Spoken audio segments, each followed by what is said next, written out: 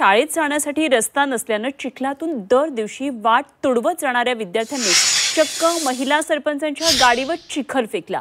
अहिल्यानगरच्या शेवगावमधल्या नवीन दहिफळ गावातली ही घटना आहे। महिला सरपंच सविता बाळासाहेब शिंदे यांच्या वाहनावर शालेय विद्यार्थ्यांनी चिखल फेकला आणि रस्त्याची मागणी केली आणि त्याचा व्हिडिओ आता सोशल मीडियावर व्हायरल होतोय। गावातल्या विद्यार्थ्यांना पावसाळ्यामध्ये शाळेत जाण्यासाठी रस्ताच नाहीये।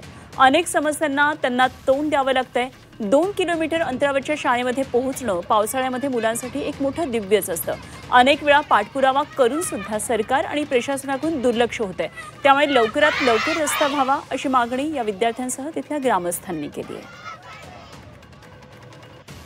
आम्ही गावामध्ये जात असताना मुलांनी माझी गाडी अडवली व सांगितलं, मॅडम रस्ता कधी करून देणार आहे? तुम्ही दरवेळेस आम्हाला नुसतं रस्ता करायचे आश्वासन देतात का? आम्ही तो रस्ता पूर्ण नाही केला। मी मुलांना म्हणले ते तुम्हाला का नाही मंत्र्याकडे घेऊन जाईन, पण मी मुलाचं पूर्ण झालं नाही। त्याच्यामुळे मुलांनी मग परत दुसऱ्या वेळेस माझी गाडी अडवली व मला गाडीच्या खाली उतरलं। परत मग माझ्या गाडीवर चिखलफेक केली।